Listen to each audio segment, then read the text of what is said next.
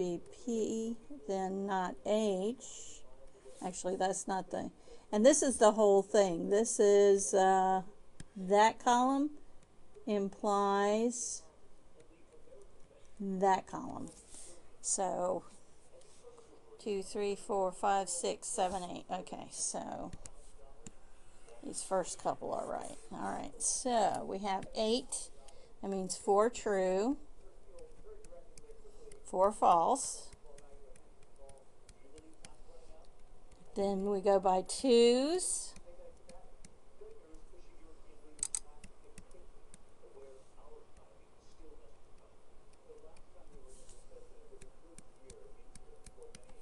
And then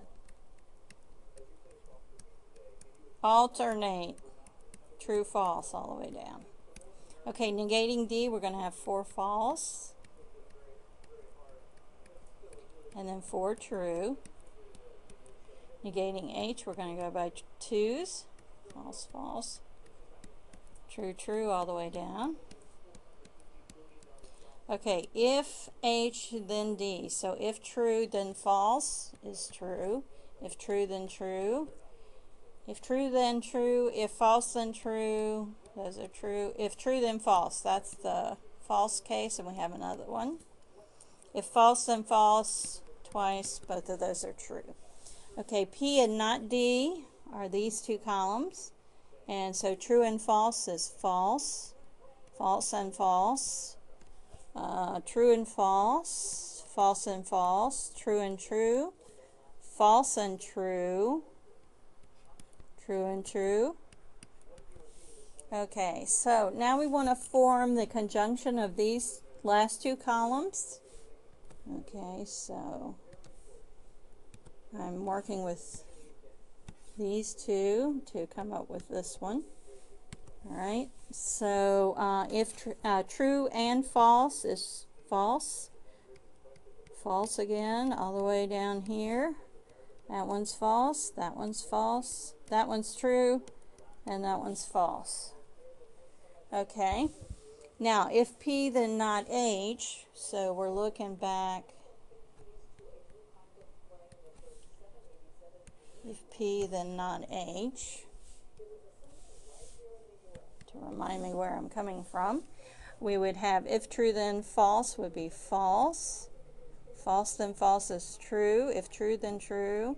If false then true. If true then true. If false then false. If true then true. Okay, so only the first one is false. Just scanning down. Wait a minute. If true then false, that one should be false. I was thinking I should have a second one. Okay. Now what we want is we do green for this. We're going to use these two columns. Get the green. These two columns to give us the answer to this one. And it's an if-then. If false, then false. If false, then true. If false, then true. If false, then false. So all of those are true. That tells us that this is a valid argument.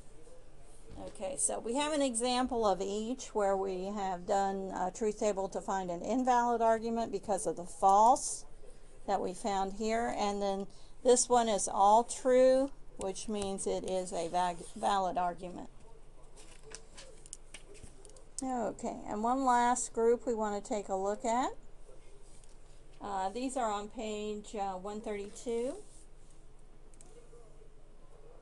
It says, in the arguments used by Lewis Carroll, it has helped to restate a premise in if-then form in order to move to more easily identify a valid conclusion. The following premises come from Lewis Carroll.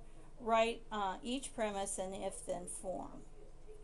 So let's just take a couple of these and then we'll move down to where we have to come up with a valid conclusion.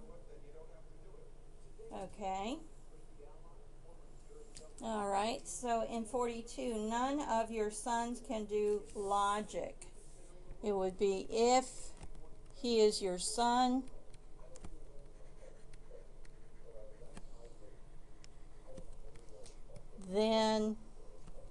he cannot or he can't do logic.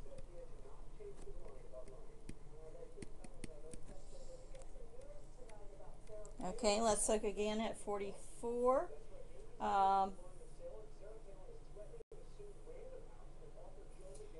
No teetotalers are pawnbrokers.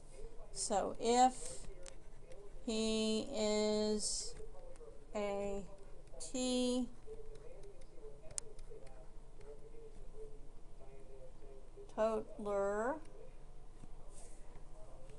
then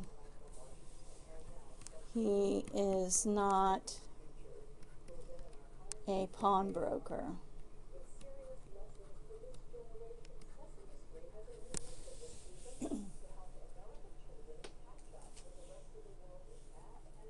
Okay, so let's look at number 50. We may have to translate some of these. Let P be one is able to do logic, Q be one is fit to serve on a jury, and R be one is sane. S is he is your son. Okay, so everyone who is sane can do logic would be, if he is sane, then he can do logic. So if he is sane, that's R. If he is sane, then he can do logic. Okay, and that's P. All right. All right, part B. No lunatics are fit to serve on a jury. Okay, so a lunatic would be someone who's not sane. So if he is not sane, then he is not fit to serve on a jury. So not Q. Okay, part C. None of your sons can do logic. So if he is your son, then he can't do logic. So if he is your son, that's S. Then he can't do logic. That's not P. All right, and D, give a conclusion that yields a valid argument. All right, what I notice when I look at this and I'm thinking about part D is the fact that I have a series of if-then statements.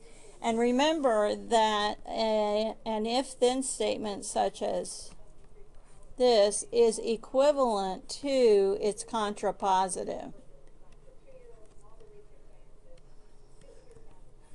So those two statements are equivalent. That we're going to use that fact to help us to come up with a reasonable conclusion to this particular argument.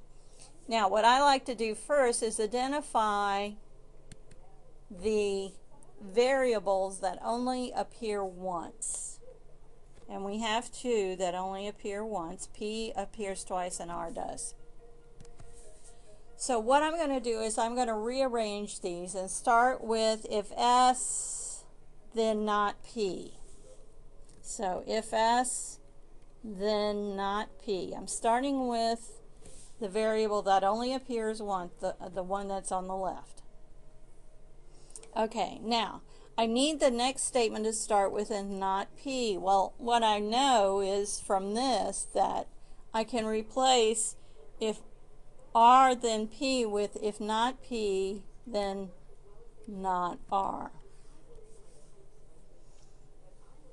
Okay, so the next one I want to begin with not R. If not R, then not Q. So I'm starting with this one and ending with the not Q. Exactly what I want. By transitivity, then, we would have if S, then not Q. So what would that be in words?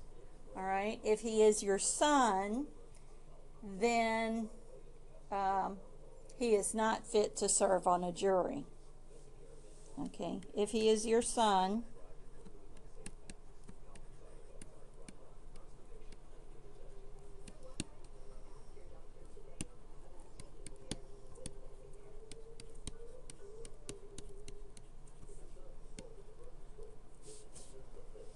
that's a T in there, serve on a jury. So some of this latter stuff really takes a lot of practice, but hopefully you can follow what I've done in this example. Okay, that should be enough to get you going on your online homework for section 3.6.